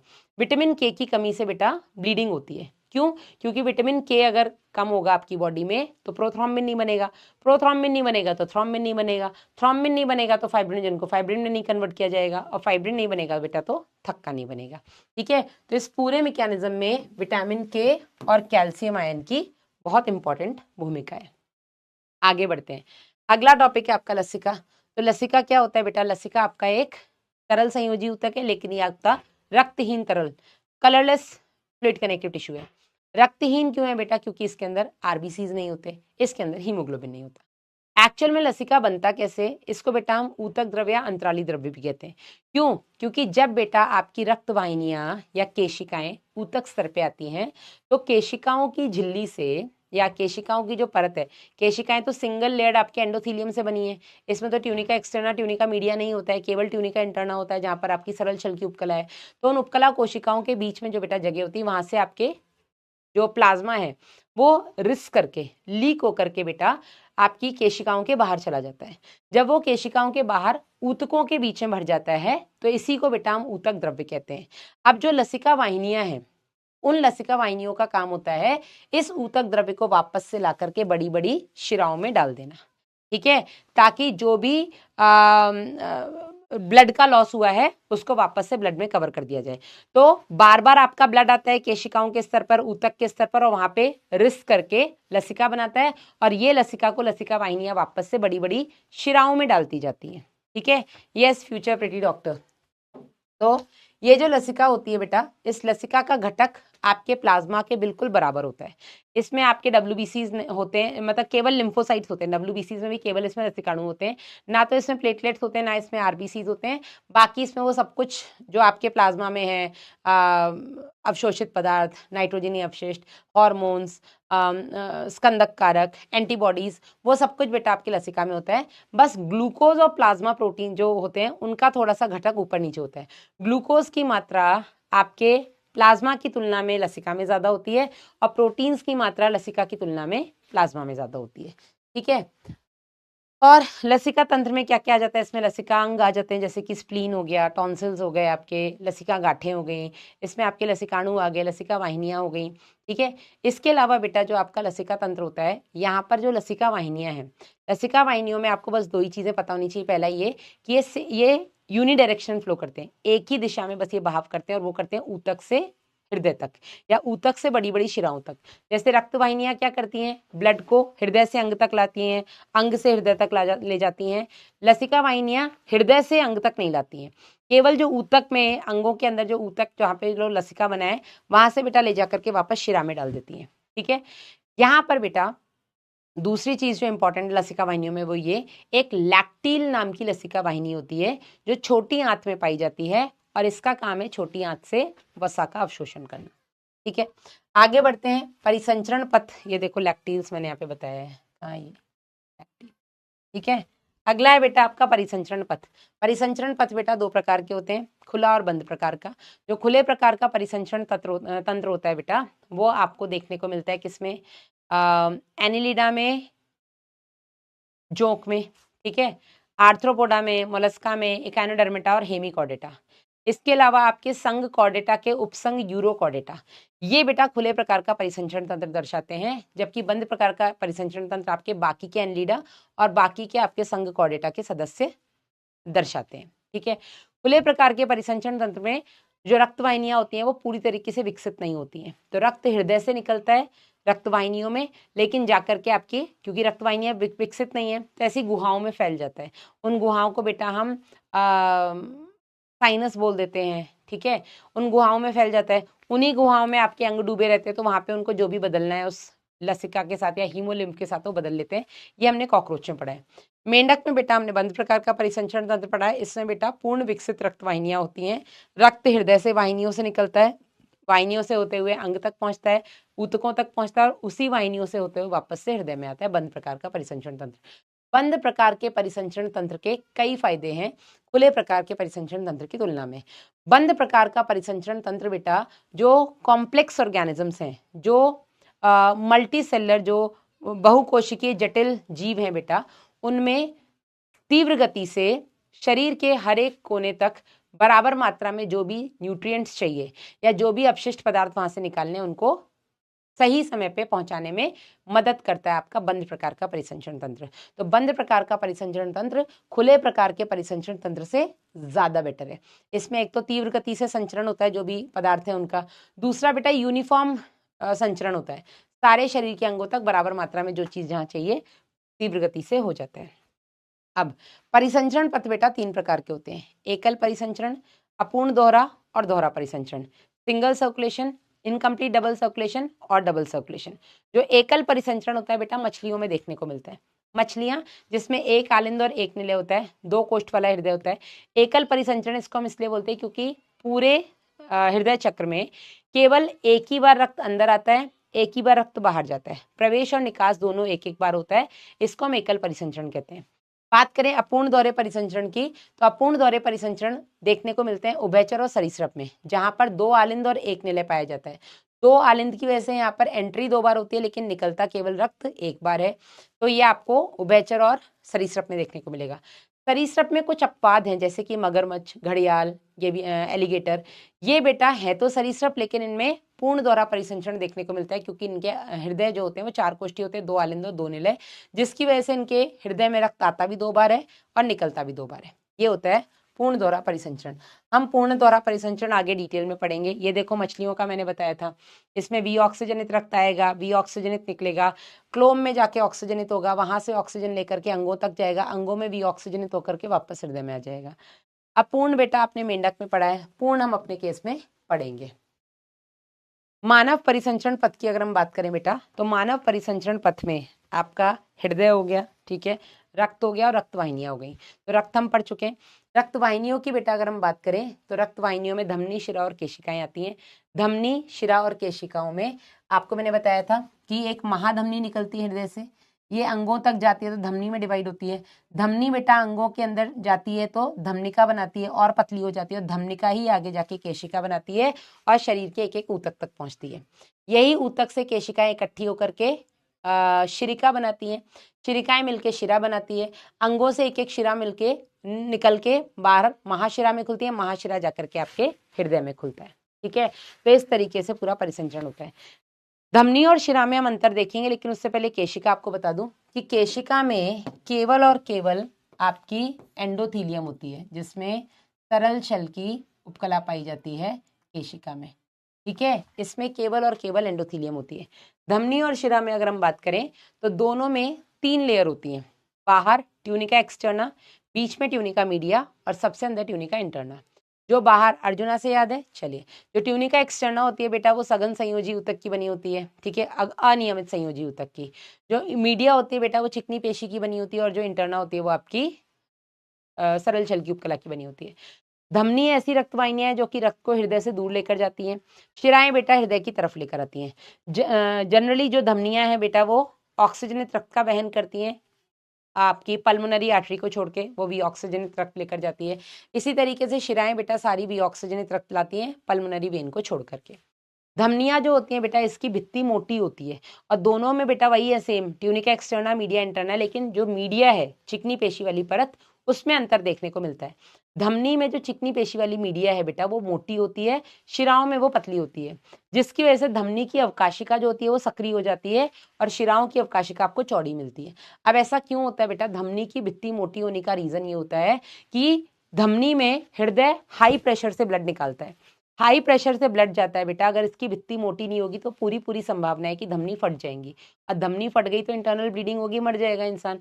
तो ऐसा ना हो इसीलिए बेटा धमनी की भित्ति मोटी होती है जो कि हाई प्रेशर को भी झेल जाए।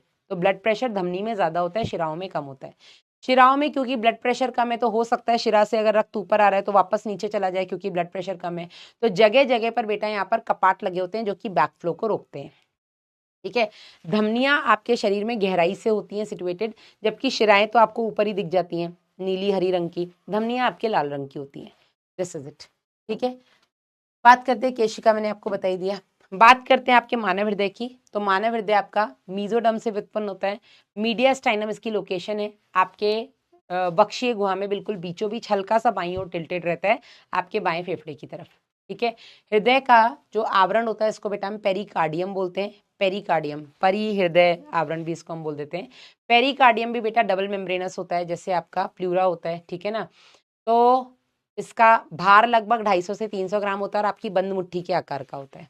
ठीक है, बाहर से अगर आप देखेंगे तो आपको आलिंद और निलय के बीच में एक कोरोनरी सल्कस देखने को मिलेगा और दोनों निलयों के बीच में इंटरवेंट्रिकुलर सल्कस या अंतर निलयी खांच देखने को मिलेगा। अंदर की तरफ अगर हम बात करें तो आपका हृदय जो होता है बेटा वो 4 कोष्ठीय होता है।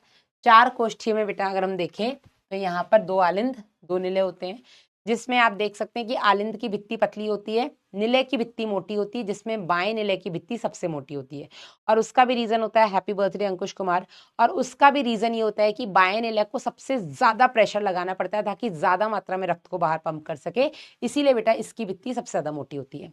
दोनों आलिंदों के बीच में एक पतला सा अंतर आलिंदी पट्ट पाया जाता है। दोनों निलयों के बीच में कंपैरेटिवली मोटा अंतर निलयी पट्ट पाया जाता है और आलिंद और निलय के बीच में आलिंद निलयी पट्ट पाया जाता है। ठीक है, आलिंद निलयी पट्ट पे बेटा यहाँ पर आपका दाएं के बीच में ये राइट एट्रिया राइट वेंट्रिकल के बीच में त्रिवलनी कपाट ट्राइकस्पिड वॉल्व पाया जाता है। लेफ्ट एट्रिया और लेफ्ट वेंट्रिकल के बीच में द्विवलनी कपाट पाया जाता है, बाइकस्पिड या मिट्रल वॉल्व भी इसको कहते हैं। अब इन कपाट के खुलने और बंद होने के लिए कॉर्डेट एंडी नाम की संरचनाएं पाई जाती है निलय में। तो राइट वेंट्रिकल में क्योंकि त्रिवलनी कपाट है तो 3 कॉर्डेट एंडी पाए जाएंगे और लेफ्ट वेंट्रिकल में द्विवलनी कपाट है तो 2 कॉर्डेट एंडी पाए जाएंगे। अब किस तरीके से रक्त का बेटा परिसंचरण होता है आपको वो पता होना चाहिए। तो बड़ी बड़ी शिराओं से, अग्र और पश्चिमा शिरा से रक्त आपके दाएं आलिंद में आता है, त्रिवलनी कपाट से होता हुआ दाएं निलय में पहुंचता है, दाएं निलय से बेटा अर्धचंद्राकार कपाट से होता हुआ फुफ्फुसी धमनी से आपके फेफड़ों में पहुंचता है, फेफड़ों में गैसों का विनिमय हो जाता है और फुफ्फुसी शिरा से होते हुए आपके बाएं आलिंद में आता है, बाएं आलिंद से द्विवलनी या मिट्रल कपाट से आपके बाएं निलय में पहुंचता है, बाएं निलय से महाधमनी और अर्धचंद्राकार कपाट से होते हुए आपके शरीर के अलग अलग अंगों में पहुंचता है, वहां फिर से गैसों का विनिमय होता है और महाशिराओं से रक्त वापस आ जाता है। ठीक है, ये पाथ आपको पता होना चाहिए। इसके अलावा बेटा आलिंद, ये सब तो मैं अलग से क्यों लिखा है मैंने पता नहीं। ठीक है, ये पथ आपको पता होना चाहिए, निलय वगैरह बता चुकी हूँ। कॉर्डेट एंडी, क्या होगा अगर कॉर्डेट एंडी टूट जाएंगे या कॉर्डेट एंडी काम कैसे करते, तो देखो कॉर्डेट एंडी बेटा आपके निलय की पेशी भित्ति से जुड़े हुए हैं। अगर आपके निलय संकुचन करेंगे, निलय संकुचन करेंगे तो कॉर्डेट एंडी ढीले होंगे, कॉर्डेट एंडी ढीले होंगे तो कपाट बंद हो जाएंगे। ठीक है, और जब आपके निलय शीतलन अवस्था में आएंगे, खुलेंगे, तो बेटा कॉर्डेट एंडी खींचेंगे, कॉर्डेट एंडी खींचेंगे तो त्रिवलनी द्विवलनी कपाट खुल जाएंगे। ठीक है, क्वेश्चन यहाँ से आ सकता है क्या होगा अगर कॉर्डेट एंडी टूट जाए तो, अगर कॉर्डेट एंडी टूट जाएंगे तो बेटा आपके त्रिवलनी द्विवलनी कपाट खुलने बंद होने में प्रॉब्लम क्रिएट करेंगे। अब इसमें भी अगर पूछा जाएगा क्या होगा अगर ये दाएं निलय के कॉर्डेट एंडी टूट जाएंगे, अगर दाएं निलय के कॉर्डेट एंडी टूटेंगे तो त्रिवलनी कपाट खुलने बंद होने में दिक्कत आएगी, और अगर बाएं निलय के कॉर्डेट एंडी टूटेंगे तो द्विवलनी या मिट्रल कपाट के खुलने बंद होने में दिक्कत आएगी। ठीक है, आगे हम देखते हैं बेटा नोडल ऊतक क्या होता है या नोडल टिश्यू क्या होता है। क्या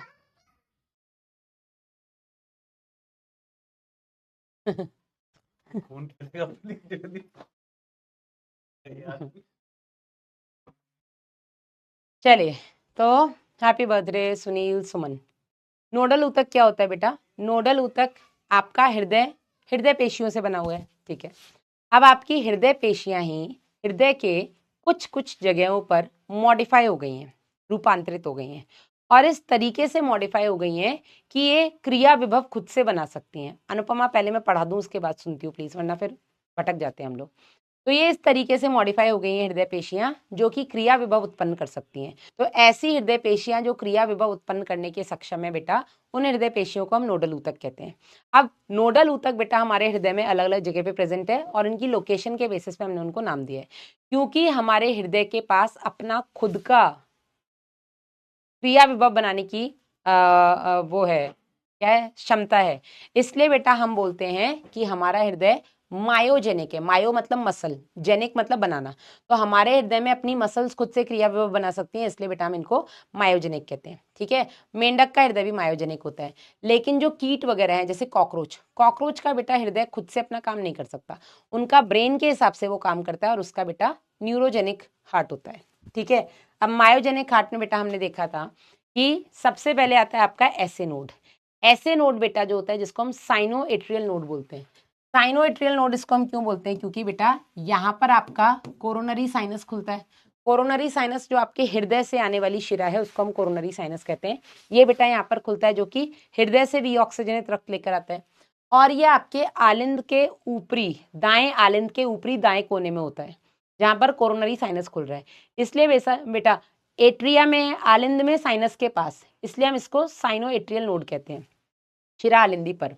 दूसरा होता है बेटा एट्रियोवेंट्रिकुलर नोड या आलिंद निलयी पर्व, जो आपके दाएं आलिंद में निचले बाएं कोने में आलिंद निलयी पट्ट के पास होता है। ठीक है, अब आलिंद निलयी ये आपका atrial AV node, atrioventricular node से बेटा एक एट्रियोवेंट्रिकुलर बंडल निकलता है जो इस आलिंद निलयी पट्ट को पार करते हुए अंतर निलयी पट्ट तक आता है, और यहाँ पर बेटा आकर के दो शाखाओं में विभाजित हो जाता है, दोनों निलयों में फैल जाता है। उसके बाद दोनों निलय की भित्ति में जाने के बाद इससे थोड़ी थोड़ी छोटी छोटी शाखाएं निकलती है जिनको हम पर्किंजे फाइबर्स या पर्किंजे तंतु कहते हैं। अब जो साइनो एट्रियल नोड होता है बेटा, और जो बाकी एवी नोड है, एवी बंडल है, बंडल ऑफ हिस है, पर्किंजे फाइबर्स हैं, ये सारे के सारे नोडल ऊतक हैं। नोडल ऊतक है मतलब इनके पास अपनी खुद से क्रिया विभव उत्पन्न करने की क्षमता है, लेकिन इन सभी में सबसे ज्यादा क्रिया विभव उत्पन्न करने की क्षमता आपके ऐसे नोड के पास है, और इसीलिए बेटा हम इसको गति प्रेरक या पेस मेकर कहते हैं। क्या कहते हैं इसको हम? पेस मेकर, गति प्रेरक, क्योंकि ये सबसे ज्यादा क्रिया विभव उत्पन्न कर सकता है। AV node, AV bundle, bundle of His, Purkinje fibres, इन सब की तुलना में सबसे ज्यादा क्रिया विभव उत्पन्न आपका ऐसे नोड करता है, इसलिए हम इसको पेस मेकर या गति प्रेरक कहते हैं। आपके ऐसे नोड से जो भी गति बनेगी या जो भी क्रिया विभव बनेगा वो दोनों आलिंदों की भित्ति में जाएगा और एवी नोड से होते हुए आपके निलय की भित्ति में जाएगा। तो पहले आलिंद में जो भी क्रिया विभव बना वो पहले आलिंद में पहुंच गया, एवी आपके निलयों में पहुंचने में 0.1 सेकंड का अंतर हो जाता है, 0.1 सेकंड का। ठीक है, तो आलिंद और निलयों की जो क्रिया विधि है इसमें केवल 0.1 सेकंड का अंतर होता है। ठीक है, अब यहाँ पर बेटा हमने ये देखा था, ये ऐसे नोड, एवी नोड, इन सबकी लोकेशन हमने देख ली। ठीक है, एवी बंडल, बंडल। ठीक है, आगे बेटा हमने क्या देखा? आवेग की उत्पत्ति कहाँ हुई? ऐसे नोड में। बना तो और भी सकते हैं लेकिन ये सबसे ज्यादा बनाता है, इसलिए हम इसको गति प्रेरक या पेसमेकर कहते हैं। उत्पत्ति होने के बाद दोनों आवेगों की जो भी आवेग बना वो दोनों आलिंदों की भित्ति में गया, दोनों आलिंद ने एक साथ संकुचन किया। उसके बाद बेटा ये एवी नोड से होता हुआ, एवी बंडल से होता हुआ, उसकी शाखाओं से होते हुए पर्किंजे तंतु तक पहुंचता है। जब पर्किंजे तंतु तक पहुंचता है तब बेटा आपके निलयों में संकुचन होता है। ठीक है, तो पहले आलिंद, उसके बाद बेटा फिर निलय संकुचन होता है, क्योंकि आलिंदों में पहले ही क्रिया विभव पहुंच जाता है, निलयों में पहुंचने में 0.1 सेकंड की देरी लग जाती है। ठीक है, अब हमारा जो ऐसे नोड है वो 1 मिनट में लगभग 75 क्रिया विभव उत्पन्न करता है, तो हमारा हृदय 75 बार धड़कता है और वो हमारा हार्ट रेट हो गया। और हार्ट रेट कितना होता है अपना? 75 प्रति मिनट। ठीक है, तो टोटल हृदय पेशियों में केवल 5% नोडल ऊतक बनाता है, 95% आपकी बाकी की हृदय पेशियां बनाता है। इसके बाद आता है आपका कार्डियक साइकिल या हृदय चक्र। कार्डियक साइकिल बेटा एक आलिंद संकुचन से दूसरे आलिंद संकुचन के बीच में जो भी चक्रीय इवेंट्स चल रहे हैं इनको बेटा हम कार्डियक साइकिल कहते हैं। ठीक है, एक कार्डियक साइकिल आपकी 0.8 सेकंड की होती है। कितनी? 0.8 सेकंड। 1 सेकंड से भी कम समय में बेटा आपका एक कंप्लीट कार्डियक साइकिल हो जाता है। अब कार्डियक साइकिल के टाइम पर होता क्या है बेटा, तो मुझे लगता है ये समझना सफिशियंट रहेगा। कार्डियक साइकिल के टाइम पे सबसे पहले आपके हृदय के जो चारों कोष्ठ हैं बेटा वो विश्राम अवस्था में पड़े हैं। विश्राम अवस्था में पड़े हैं मतलब आपके इस समय पर त्रिवलनी द्विवलनी कपाट खुले होते हैं, अर्धचंद्राकार कपाट बंद रहते हैं। तो इस समय पर आपके दोनों आलिंदों में रक्त आ रहा होता है। कहाँ कहाँ से? आपकी अग्र और पश्च महाशिरा से दाएं आलिंद में, आपकी फुफ्फुसीय शिरा से बाएं आलिंद में, दोनों आलिंद में रक्त आ रहा होता है, और आलिंदों से त्रिवलनी द्विवलनी कपाट से आपके निलय में जा रहा होता है। ठीक है, ये होता है आपके जॉइंट डायस्टोल के टाइम पे, जब आपके चारों हृदय के कोष्ठ बिल्कुल विश्राम अवस्था में। इसके बाद क्या होता है बेटा? ऐसे नोड ने क्रिया विभव बनाया। ऐसे नोड से जैसे ही क्रिया विभव बना, दोनों आलिंदों की भित्ति में पहुंचा, दोनों आलिंदों ने तुरंत संकुचन किया। जैसे ही आलिंद प्रकुंचन होता है या आलिंद संकुचन होता है, जिसको हम एट्रियल सिस्टोल कहते हैं, निलय अभी भी विश्राम अवस्था में पड़े तो निलय अनुशीतलन चल रहा है, वेंट्रिकुलर डायस्टोल चल रहा है। आलिंद संकुचन हुआ मात्र 0.1 सेकंड के लिए। इतने में बेटा वैसे भी जो रक्त हृदय आलिंद में आ रहा था वो निलय में जा ही रहा था। जैसे ही आलिंद प्रकुंचन हुआ, जो बचा कुचा रक्त था, 30% ब्लड फ्लो, 30% रक्त का प्रवाह आलिंद से निलय में बढ़ जाता है। इसके बाद बेटा क्या होता है? इसके बाद आपके निलय में धीरे धीरे प्रकुंचन शुरू होता है, क्योंकि निलय को भी तो रक्त बाहर निकालना है। तो जैसे ही निलय में प्रकुंचन शुरू होता है, रक्त निलय से वापस आलिंद में ना चला जाए, तो आपके त्रिवलनी द्विवलनी कपाट बंद होते हैं, जिसकी वजह से बेटा पहली हृदय ध्वनि आती है लब। ठीक है, तो ये नीट में आ चुका क्वेश्चन है कि लब हृदय ध्वनि कब आती है, जब आपके त्रिवलनी और द्विवलनी कपाट बंद होते हैं। ठीक है, और जब आपका निलयी प्रकुंचन शुरू होता है। तो त्रिवलनी द्विवलनी कपाट के बंद होने पर आपकी लब हृदय ध्वनि आती है, फर्स्ट हार्ट साउंड है। और इसके बाद जैसे ही त्रिवलनी द्विवलनी कपाट बंद होते हैं, आपका इस समय पर आपके अर्धचंद्राकार कपाट खुल जाते हैं, तो आपका जो रक्त होता है वो दाएं निलय से फुफ्फुसी धमनी से फेफड़ों में पहुंच जाता है, बाएं निलय से महाधमनी से शरीर के सारे अंगों में पहुंच जाता है। ठीक है, और उसके बाद बेटा जब निलय वापस से अपना रक्त सारा बाहर निकाल देते हैं, सारा तो नहीं, काफी निकाल देते हैं, तो निलय जब वापस से विश्राम अवस्था में आते हैं तो फुफ्फुसी धमनी महाधमनी से रक्त वापस से निलय में ना आ जाए, इसलिए बेटा आपके अर्धचंद्राकार कपाट बंद हो जाते हैं। जब अर्धचंद्राकार कपाट बंद होते हैं तब बेटा आपको डब नाम की दूसरी हृदय ध्वनि सुनाई देती है, जिसको हम सेकेंड हार्ट साउंड कहते हैं। तो लब बेटा अर्धचंद्राकार कपाट के बंद होने पर सुनाई देती है, डब आपके लब आपके त्रिवलनी द्विवलनी कपाट के बंद होने पर सुनाई देती है, फर्स्ट हार्ट साउंड। डब आपके अर्धचंद्राकार कपाट के बंद होने पर सुनाई देती है, सेकेंड हार्ट साउंड। लब डब लब डब लब डब। ठीक है, अभी मैंने रिसेंटली ये चैप्टर अर्जुना नीट हिंदी 2.0 में पढ़ाया है, तो तब से उन्होंने देवर लाइक कि हाँ लब डब करने लगा है ना कनक, ऐसा हमने कुछ गाना भी लास्ट ईयर गाया था।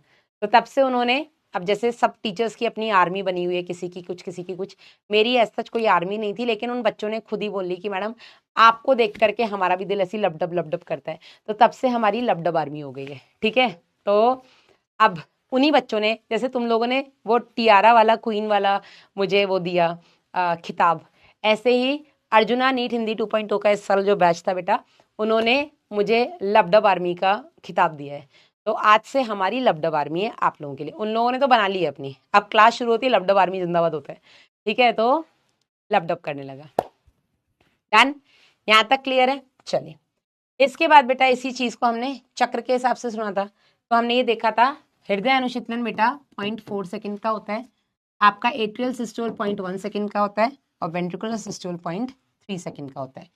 इसके हिसाब से बेटा हमने इनका डायस्टोल वाला टाइम भी देखा था कि अगर एट्रिया केवल 0.1 सेकंड के लिए अगर कंस्ट्रिक्ट कर रहा है या प्रकुंचन कर रहा है, तो बाकी के 0.7 सेकंड बेटा आपका आलिंद अनुशीतलन अवस्था में है। इसी तरीके से अगर निलय 0.3 सेकंड के लिए प्रकुंचन करता है तो इतने टाइम में, तो बाकी के 0.5 सेकंड में आपका निलय अनुशीतलन अवस्था में है, और जॉइंट डायस्टोल वाला टाइम आपका ये 0.4 सेकंड का है। ठीक है, फर्स्ट हार्ट साउंड कब सुनाई देता है बेटा, जब आपका निलयी प्रकुंचन शुरू होता है, उसके ठीक शुरू होते ही आपका त्रिवलनी द्विवलनी कपाट बंद हो जाता है, लब। और जब बेटा अनुशीतलन अवस्था में निलय वापस से अनुशीतलन अवस्था में आता है, तो बेटा यहाँ पर आपका अर्धचंद्राकार कपाट बंद हो जाता है, डब। ठीक है ना, तो लब डब, और इसको बेटा हम स्टेथोस्कोप से सुन सकते हैं। ठीक है, और प्रत्येक हृदय चक्र के अंत में, या यूं कह लो कि जब आपका निलय प्रकुंचन से अनुशीतलन अवस्था में आता है, तो निलय प्रकुंचन के दौरान हर हृदय चक्र में के अंत में लगभग प्रत्येक निलय से लगभग 70 ml रक्त बाहर निकलता है। इस 70 ml को बेटा हम प्रवाह आयतन या स्ट्रोक वॉल्यूम कहते हैं। ठीक है, 1 मिनट में हृदय कितनी बार धड़क रहा है, 75 बार। एक हृदय चक्र के अंत में कितना रक्त बाहर निकल रहा है, प्रवाह आयतन 70 ml। यहाँ पर बेटा नहीं, मैं सपोला आर्मी नहीं है भाई मेरी, प्लीज, ना मैं नाग हूँ, ना मैं नागिन हूँ, ना मैंने नाग पाल रखे हैं यहाँ पे। ठीक है, तो please लबडब army, I like it, बच्चों ने नाम दिया है एंड आई लाइक इट। चलिए, तो यहाँ पर बेटा हमने देखा था कि आपका यहाँ से क्वेश्चन भी आया नीट में, मैंने करवाया भी, अगर आप लोगों के पास नोट्स हैं तो आपने वो क्वेश्चन किया भी होगा आगे। ठीक है, तो अगर आपका हार्ट रेट को, हृदय स्पंदन दर को प्रवाह आयतन स्ट्रोक वॉल्यूम से आप मल्टीप्लाई करेंगे, तो बेटा आपको टोटल कार्डियक आउटपुट मिल जाएगा। यानी कि 1 मिनट में हृदय द्वारा कितनी मात्रा में रक्त को बाहर पंप किया जाता है, तो 1 मिनट में बेटा 75 बार 70 ml निकाला जाएगा, लगभग 5 लीटर बाहर निकाला जाता है। ठीक है ना, चलिए, तो ये आपका हो गया था हृदय निकास, ये हमने देख ही लिया था। ईसीजी में बेटा बस ये ग्राफ काफी है। ईसीजी में बेटा जो आपके हृदय के अंदर ये जो क्रिया विभव वगैरह बन रहा है, ये सब इलेक्ट्रिकल एक्टिविटीज हैं, करंट बनना ये सब है। ठीक है, तो जब आपके हृदय में क्रिया विभव बनता है, तो उस इलेक्ट्रिकल एक्टिविटी को हम एक मशीन के द्वारा रिकॉर्ड करते हैं। उस मशीन को हम इलेक्ट्रोकार्डियोग्राफ कहते हैं, और उस मशीन की हेल्प से हम कागज पर उस इलेक्ट्रिकल गतिविधि को उकेरते हैं, और कागज पर बेटा जो उस गतिविधि को निकाला जाता है उसको हम इलेक्ट्रोकार्डियोग्राम कहते हैं। ऐसा अगर हम स्टैंडर्ड ईसीजी आपको लेना है तो स्टैंडर्ड ईसीजी के लिए हम 3 इलेक्ट्रिकल लीड्स को कनेक्ट करते हैं, ठीक है, दोनों कलाइयों में और बाईं एड़ी में, क्योंकि बाईं तरफ ब्लड फ्लो ज्यादा होता है, बाईं तरफ आपका हृदय है ना, इधर से ये एओर्टा निकल रहा है, ठीक है, तो दोनों कलाई और बाईं एड़ी में। अगर आपको बहुत डिटेल्ड ईसीजी लेना है किसी का, उस कंडीशन में बेटा आपको 8 इलेक्ट्रिक लीड्स का इस्तेमाल करना पड़ता है, दोनों कलाई बाईं एड़ी के अलावा 5 इलेक्ट्रिकल लीड्स आपकी छाती पर लगती हैं, जो कि हृदय की जो भी वैद्युतीय गतिविधि है उसको बहुत डिटेल में स्टडी करती है। जब हम इलेक्ट्रिकल एक्टिविटी ऑफ हार्ट लेते हैं, स्टैंडर्ड ईसीजी की हम बात कर रहे हैं, तो हमें कुछ इस तरीके से देखने मिलता है, पी वेव, क्यूआरएस कॉम्प्लेक्स और टी वेव। यहाँ पर पी वेव का मतलब है आलिंद प्रकुंचन या आलिंद विध्रुवण, जो बहुत थोड़े देर के लिए होता है, मात्र 0.1 सेकंड के लिए। क्यूआरएस कॉम्प्लेक्स जो होता है बेटा, ये बताता है क्यू के बाद आपका निलयी प्रकुंचन शुरू हुआ, ठीक है, और ये होता है 0.3 सेकंड के लिए। टी वेव का मतलब होता है निलय प्रकुंचन से वापस से ध्रुवण या विश्राम अवस्था में आ गया है, तो इसको हम निलयी पुनः ध्रुवण कहते हैं, वेंट्रिकुलर रीपोलराइजेशन कहते हैं। और टी वेव का एंड होना मतलब निलयी प्रकुंचन का खत्म होना। बस अभी आप इतना मान के चलिए। इसके बाद बेटा किसी भी व्यक्ति को अगर आपको ईसीजी दिया हुआ है और बताया जाए कि इतनी ही देर का ये ईसीजी है या इतने सेकंड्स का है, तो उतने सेकंड्स से बेटा हम उस व्यक्ति के क्यूआरएस कॉम्प्लेक्स गिन करके हार्ट रेट काउंट कर सकते हैं, ठीक है। इसके बाद द्विसंचरण क्या होता है, डबल सर्कुलेशन। तो हृदय में बेटा एक कंप्लीट कार्डियक साइकिल के दौरान 2 बार रक्त अंदर आता है, 2 बार रक्त बाहर जाता है, ठीक है। सॉरी, ये जो 2 बार रक्त अंदर और बाहर जा रहा है, ये कैसे आ रहा है हमने देख लिया ना। इधर आपकी दोनों अग्र पश्च महाशिरा से दाएं आलिंद से, त्रिबलनी कपाट से दाएं निलय, यहाँ से अर्धचंद्राकार कपाट से फुफ्फुसी धमनी से आपके फेफड़ों में, वहां से फुफ्फुसी शिरा से आपके बाएं आलिंद में, बाएं आलिंद से द्विबलनीय मिट्रल कपाट से बाएं निलय में, और यहाँ से महाधमनी से आपके पूरे शरीर के अंगों में, ठीक है। इसमें बेटा एक होता है आपका सिस्टमिक या क्रमबद्ध परिसंचरण, दूसरा होता है आपका फुफ्फुसीय पल्मोनरी परिसंचरण, ठीक है। पल्मोनरी सर्कुलेशन क्या होता है बेटा, जिसमें आपके फेफड़े इन्वॉल्व होते हैं, और सिस्टमिक या क्रमबद्ध परिसंचरण क्या होता है, जिसमें आपके बॉडी ऑर्गन्स इन्वॉल्व होते हैं, ठीक है।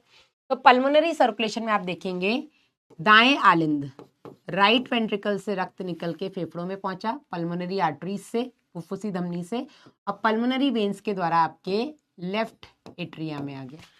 ये हो गया बेटा आपका पल्मोनरी सर्कुलेशन। हम अगर सिस्टमिक सर्कुलेशन की बात करें तो लेफ्ट एट्रिया से निकल करके पूरी बॉडी में गया और महाशिराओं की मदद से आपके राइट एट्रिया में आ गया। ये आपका सिस्टमिक सर्कुलेशन है, ठीक है।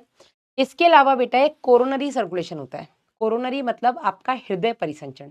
अब अगर हृदय इतना काम कर रहा है तो हृदय को भी तो ऑक्सीजन चाहिए, हृदय भी तो कार्बन डाइऑक्साइड बनाएगा, वो भी तो कोई ले जाने वाला चाहिए। तो आपके हृदय से जब बेटा महाधमनी निकलती है, इसी से एक पतली सी शाखा कोरोनरी धमनी, जिसको हम बोलते हैं कोरोनरी आर्टरी के नाम से, आपकी हृदय की पेशियों को ऑक्सीजनित रक्त सप्लाई करती है, और हृदय के अंदर जो कार्बन डाइऑक्साइड बना है उसको कोरोनरी साइनस, याद आया, वी ऑक्सीजनित रक्त को लेकर के आपके दाएं आलिंद में आ जाता है कोरोनरी साइनस। कोरोनरी आर्टरी ऑक्सीजनित रक्त को हृदय की पेशियों तक ले जाती है, कोरोनरी साइनस भी ऑक्सीजनित रक्त को हृदय की पेशियों से दाएं आलिंद में लाती है। इसको हम बेटा कोरोनरी सर्कुलेशन कह देते हैं। इसके अलावा बेटा हमारे पास शरीर में एक निवाहिका तंत्र होता है, ये हमने मेंढक में भी पढ़ा था। निवाहिका तंत्र जिसको बेटा हम पोर्टल सर्कुलेशन कहते हैं। पोर्टल सर्कुलेशन जिसमें ब्लड डायरेक्ट वेन से हार्ट में ना आकर के किसी दूसरे ऑर्गन से होते हुए हार्ट में आता है। तो यहाँ पर बेटा जो आपका ऑर्गन से दूसरे ऑर्गन तक जो वेन लेकर के जा रही है ब्लड, उसको बेटा हम पोर्टल वेन कहते हैं। हमारी बॉडी में 2 तरीके के निवाहिका तंत्र हैं। मेंढक में 2 तरीके के थे, आपका यकृत निवाहिका और वृक्क निवाहिका। हमारी बॉडी में यकृत निवाहिका और हाइपोफाइजल निवाहिका तंत्र होता है। जो यकृत निवाहिका तंत्र होता है बेटा, हेपेटिक पोर्टल सर्कुलेशन, इसमें छोटी आंत में जो कुछ भी एब्जॉर्ब हुआ है वो छोटी आंत से बेटा सीधा हृदय में ना जा करके छोटी आंत से पहले जाता है आपके यकृत में, यकृत निवाहिका शिरा के द्वारा, और वहां से बेटा वो आपके पहुंचता है महाशिरा से आपके मतलब यकृत से निकलेगी यकृत शिरा, और यकृत शिरा महाशिरा से आपके हृदय तक पहुंचती है। इसका फायदा क्या है बेटा? इसका फायदा ये होता है कि जो कुछ भी स्मॉल इंटेस्टाइन में रीअब्जॉर्ब, मतलब जो कुछ भी स्मॉल इंटेस्टाइन में एब्जॉर्ब किया गया है वो एज इट इज, उसमें कुछ यूजफुल भी है, कुछ हार्मफुल भी तो हो सकते हैं।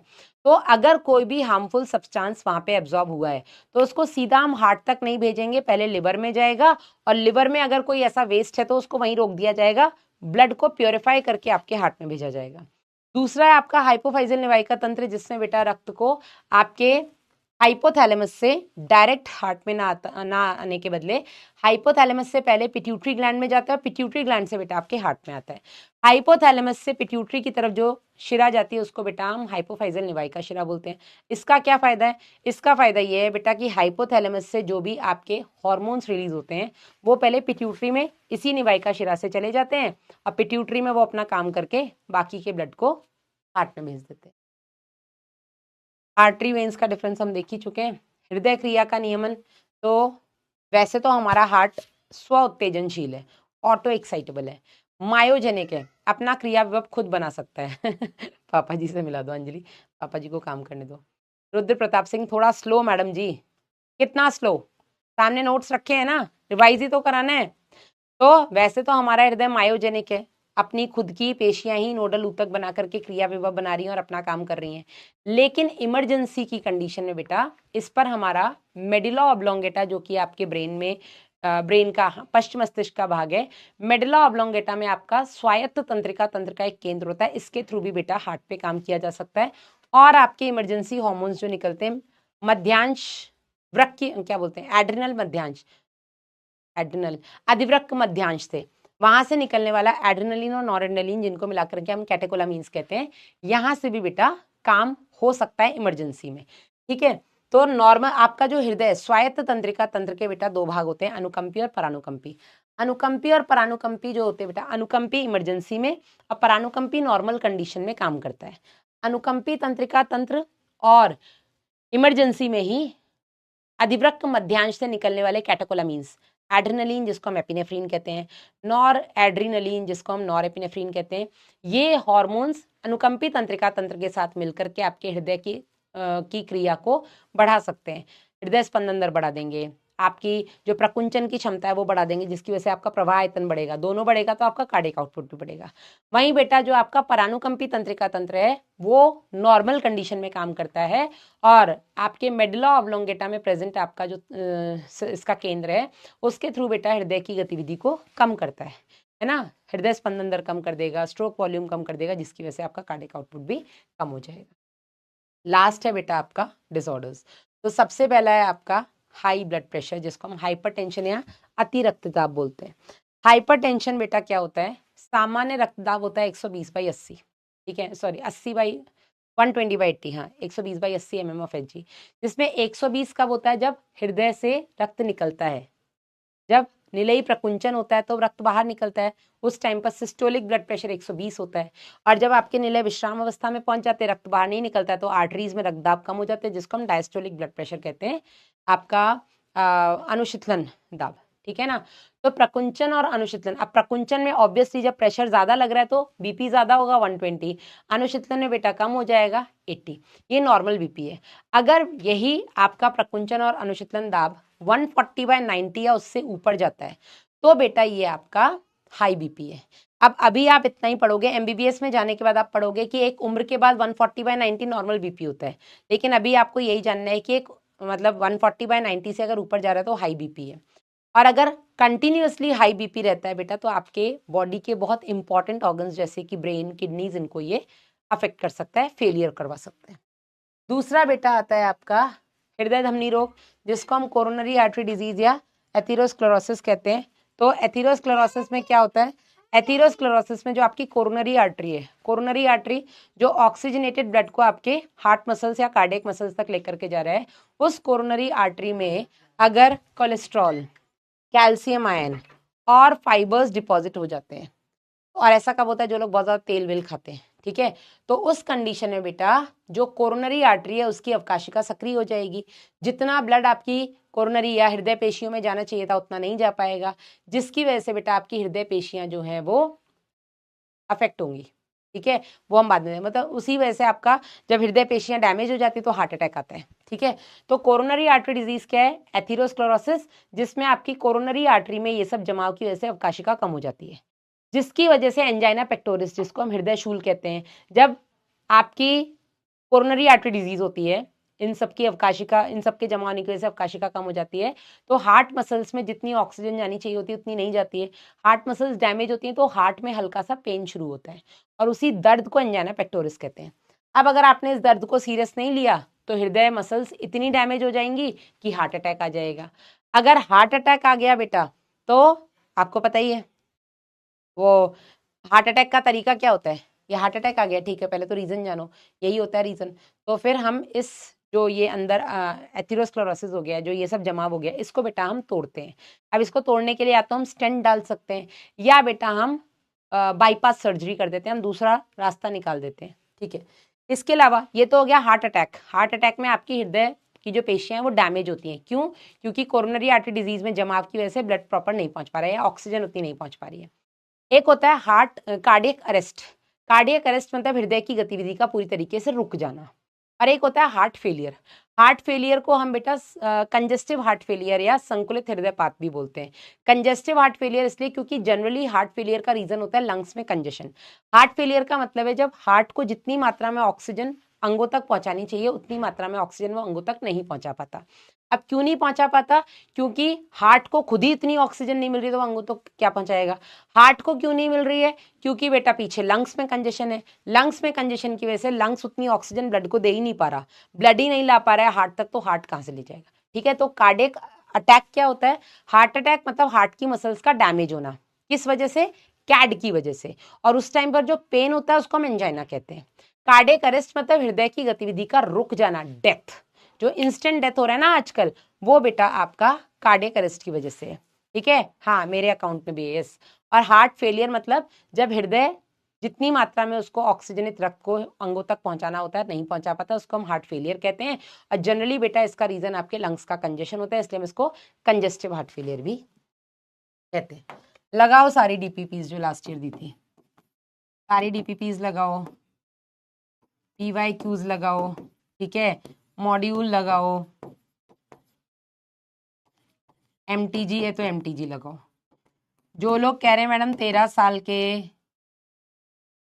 पीवाईक्यूज लगाने जरूरी हैं, बिल्कुल जरूरी है, कोई शक? उफ, तो डायरी मेरी सुबह से तीसरी क्लास है। पहली क्लास 2 घंटे की थी, 1 घंटे 54 मिनट, और उसी के 8 मिनट में दूसरी क्लास शुरू हुई, 1 घंटे, 1.25 घंटे की होती है वो। उसके बाद ये 1.25 घंटे की तीसरी। Thank you so very much. Next Tuesday बेटा हम लोग एक्सक्रीशन करेंगे। कितने चैप्टर बच रहे हैं अपने? 3 ही तो हुए हैं अभी, 6 बच रहे हैं, ठीक है। तो नेक्स्ट ट्यूसडे हम लोग एक्सक्रीशन करेंगे, उसके बाद ही 5 बजे जनवरी लग जाएगा अपना पूरा, है ना।